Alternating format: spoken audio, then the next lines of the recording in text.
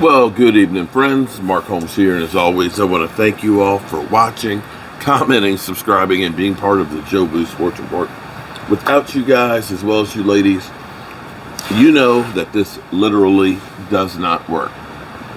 So I started doing the live stream of the New England game against the Colts, and when I last checked, it was 20-0 Colts. It's a funny thing about football. You know, everybody was on, oh man, Mac Jones, man, that guy is the bomb diggity, man. He's doing things that no rookie's ever done before. And it's like, hello, you guys ever heard of a guy named Dak Prescott? Dak was doing some pretty amazing things too as a rookie, but it seems like they have selective memory. Oh, that's right. Colin Cowherd always says, you know, I like to throw out what they do as a rookie. Yeah, because Dak had a great one. But be that as it may, tonight was not a good night for Mac Jones and the New England Patriots. Bad interception there in the first half.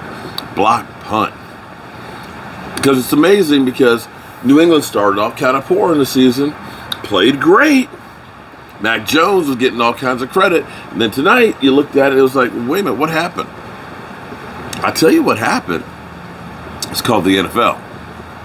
From week to week, teams rise and fall. You can go from the penthouse to the outhouse and back to the penthouse in the course of 3 weeks. It happens. Quarterbacks can have great games, and they can turn around and be human and have bad ones. It happens all the time.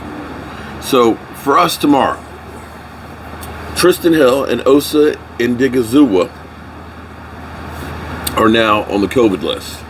Jalen Smith is back to his old number with the New York Giants.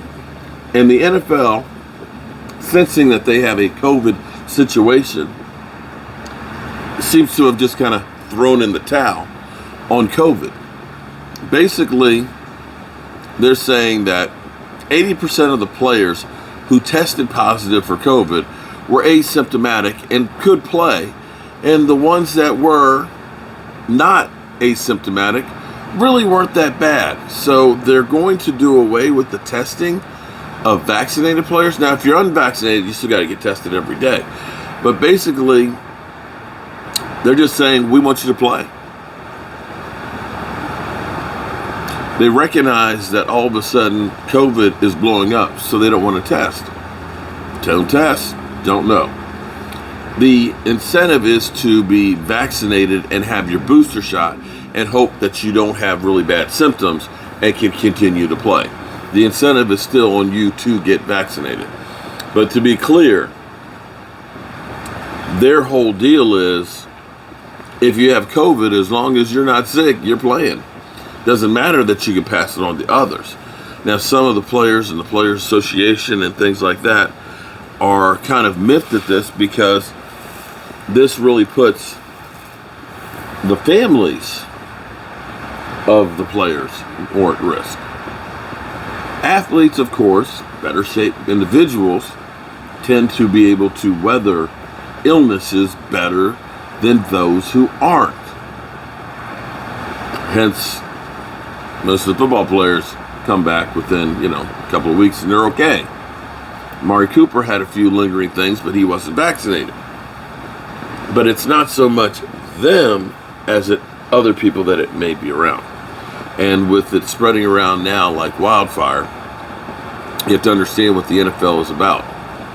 They're going to make sure they get their money. That's what they're going to make sure of. They're going to make sure they get their money. And I guess in some regards, everybody is just getting tired of dealing with COVID. But it doesn't matter if we're tired of dealing with it. COVID doesn't care. They don't care if you do or don't, because they're still going to keep doing what they do. So tomorrow will be a big game for the Cowboys. It's a chance to maybe drop some of the noise that's going on against the Cowboys. All week we've heard that Dak Prescott slumped, the offense is terrible, Kellen Moore stinks. Yet somehow the Cowboys could possibly clinch their division tomorrow. And somehow as bad as they are, they have the second highest scoring offense in the NFL with the second most amount of yardage. I don't know how that happens, but it does. It'll be a 1 o'clock kickoff. Unfortunately, Rashid won't be here. My son Rio will be here. DMV said he'll be here. Michael Anthony Fitness, David Wiley, and myself. And we're going to be feasting on a giant chopped cheese sub. Chopped cheese, wow. Yeah, that's going to be big. And that's all I got for you guys right now. Oh, Pizzle. Pizzle, I ain't heard from you. Pizzle. Tried calling you during the live stream there. I will say, if you are live tomorrow, live streaming, then I assume that the bet is on. If you're not, I'll assume that the bet is off. Oh, boy. And I guess that's all I got for you guys. Hope you all are having a great weekend. Hope you guys are getting some things done. I am going to go in here and actually go to bed early tonight because I'm tired. And I need to get up and work on some more Joe Bardys and racks. I got one guy who wants a silver Joe Bardy. I've got one person who wants to have a mug rack extended so he can have it for helmets to go on.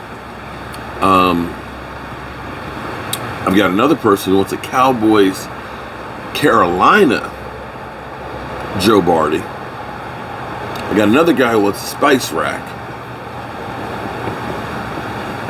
I got Stacy who wants a cutting board and a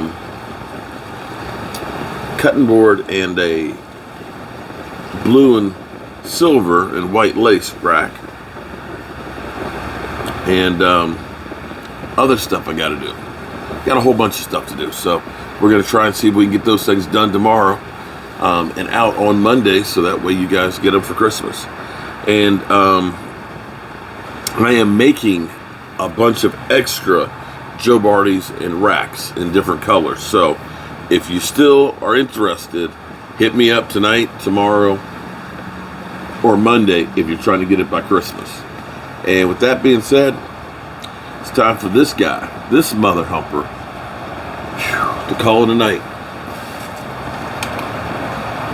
And I will see you good people, God willing, knock on stone, tomorrow morning. At least, hell,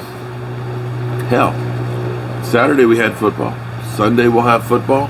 Monday we'll have football. Tuesday we'll have football. So I'm okay with all that. Sweet dreams, people.